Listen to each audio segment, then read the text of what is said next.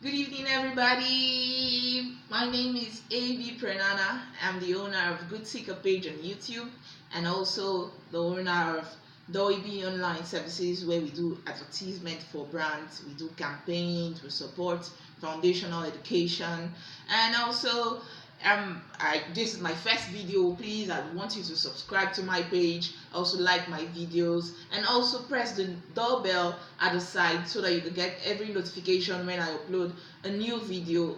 But today we want to talk about wisdom and how wisdom engenders success in our lives and our businesses. Okay, wisdom is knowledge and the capacity to make due use of it. Even the Bible tells us that wisdom is a principal thing, and in our getting, let us get understanding. It can be found in Proverbs chapter 4, verse 17. And also, success. Success is, let me put it this way: success is the achievements of one's aim and goals. When you achieve what you desire, that it can be said that one is successful because you are aiming to get something, and the other, when you struggle towards getting these things and finally you get these things, then you can be termed as a successful person. One way in which we can know that someone is successful, it means the person is attractive, because they say success is attractive and success commands greater attention, because when you're successful, people want to cluster around you, want to come close to you and all that.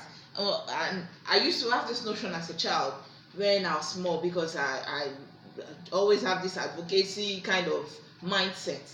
I will be wondering why um, these big brands and companies always use people who are prominent to do their advert, the so-called stars, to do their advert. Though I had these mind-boggling questions ignorantly, then I didn't know why these persons were using stars to do their brand ambassador, using stars as their brand ambassadors and every other thing.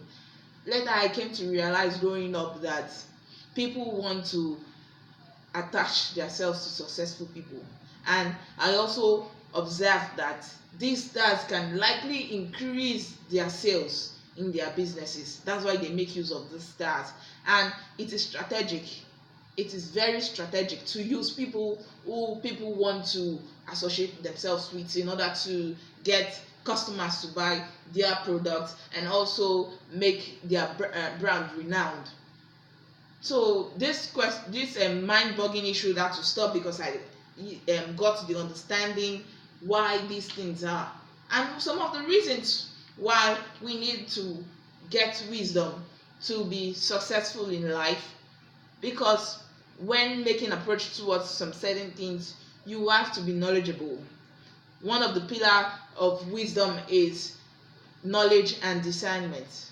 For you to have the spirit of discernment, you have to be knowledgeable first. And one other factor that wants to make somebody a successful person is having due information.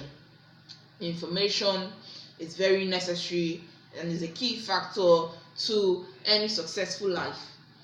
For you to be successful, you have to have a working knowledge of information concerning that particular thing that you are into and you are doing. Also, let me just go through what I wrote. Wisdom is discretionary. It deals with the use of knowledge for greater good. Even the Bible also said wisdom is profitable to direct. It can be seen in Ecclesiastes 10 verse 8.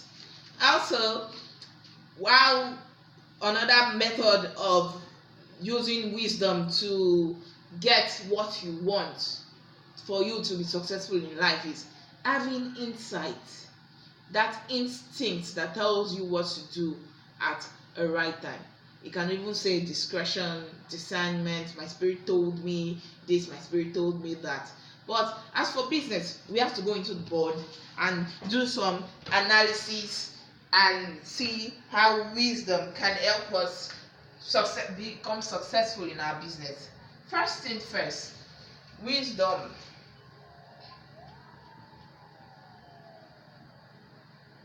begets or engenders, begets success.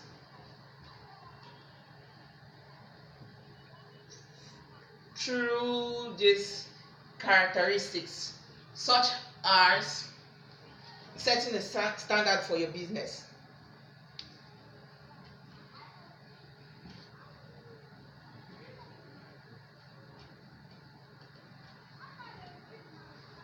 for your business.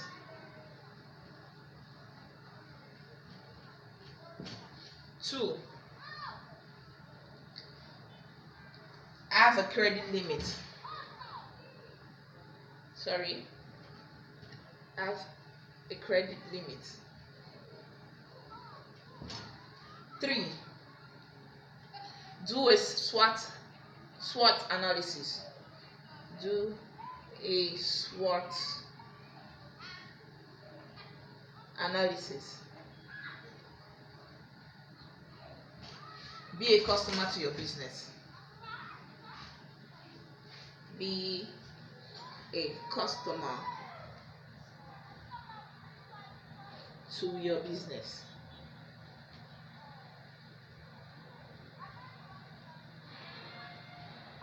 5, separate yourself from your business.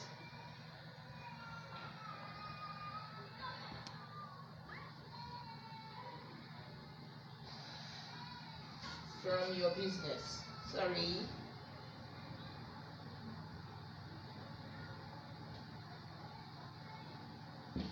When going to business, you have some certain things to consider, such as this.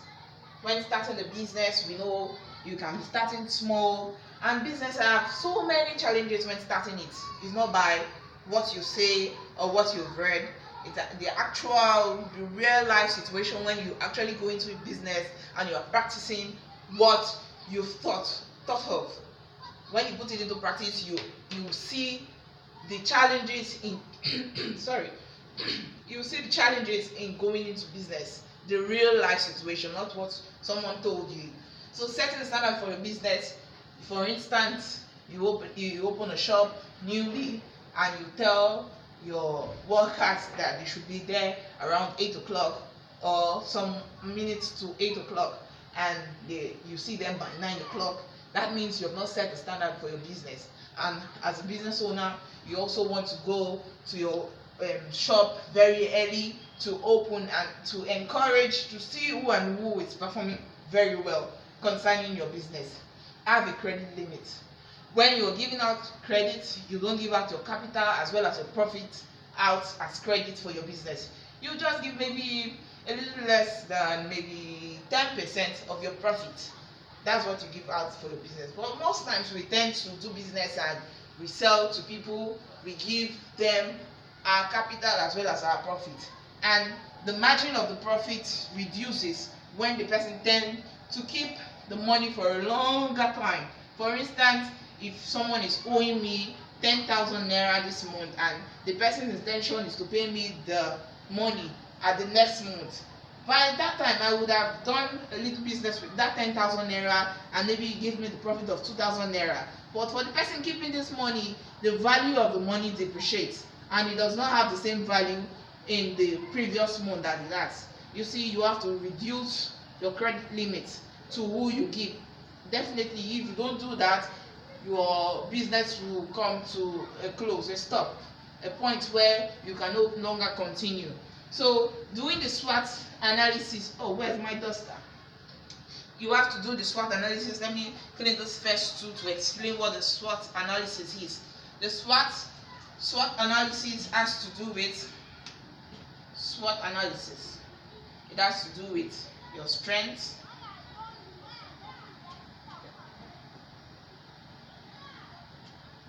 your weakness, your opportunities,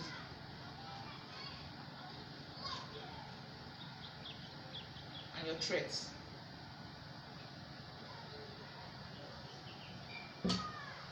For instance, doing business around a particular area and you want to know why, some reasons why you do this business around that area, there must be a need, a target audience for you to do business. And for a particular location, you consider what strength do I have over this person doing this business in this particular region. For instance, I sell water, I supply pure water, sachet water. I considered, like, some persons don't give to individuals in their houses, so I use that as that's part of my strength. I supply at a reduced cost, like maybe margin of maybe 10 naira, while others sell a bag of water for 100 naira. I sell 90 naira, and I still supply to these persons in order for me to have the turnover when I sell quickly. And also the weakness is, what don't I have? For instance, at first when I started the business, I didn't have a wheelbarrow to supply this water to people around, so I was having it as a challenge. Even when people ask me to bring water for them, I'll be unable to bring until I get a wheelbarrow before I could supply the water. My opportunities, I considered my opportunity on how to grow my business in my particular location where my store is located. I sat down. This is what they don't have, this is what they don't have. I have opportunity over this person because I do my business this way. And then the threats, what are your fears? What is the next person in the other shop doing and you're not doing? What is your unique selling point, or the unique selling point of those people doing business, and you don't have that unique selling point? Also, the next one, that's the SWOT analysis for you. You do this analysis for you to know. You can even list them. 1, this is my strength. 2, this is my strength. 3, this is my strength. Even in your area of your weaknesses, you list them. The opportunities, you list them, so that you can know the manner of approaching your business challenges when time comes. You approach it this way in order to maximize your profit. Also, be a customer to your business. When you buy, I know some business owner, we buy from our business, we collect. For instance, those people that sell food stuff, they just go and collect from you without even recording it. They spend the money, and even without considering that the business was supposed to grow and gain profit. But when you buy from your business, you buy and pay. You discipline yourself to pay. And for instance, you can even put yourself on a salary level. Now, when you collect your salary from the business, when you use the money, and when the money is finished, you don't have any relationship with your shop. You know that I don't have money. After paying yourself from your shop, and it will help boost the business. These are the challenges that some of our businesses face, because we tend to dip our hands. Even if the business has grown and all that, you don't start dipping your hand and collect from the business, collect all the time. The growth will be minimal, even if you have a big business. Also, separate yourself from the business. That's almost the same thing I'm talking about. Apart from buying from your business, you separate yourself. You don't go into the business and start collecting things. You say this is the business, and you allow the business to grow by helping the business not to collect things, and being the customer. You collect and pay, not by collecting and not paying for those things you've collected. Okay, and this, I will end here for today, and this is my first video. Please permit me if I've made so much mistakes. Okay, but I tend to create better videos. And please don't forget to subscribe to my page, the Good Seeker page. For Facebook, it's Doibi Online Services. Please like my page, subscribe, so that I can get encouraged to make more videos like this, and I'll do it better. Thank you.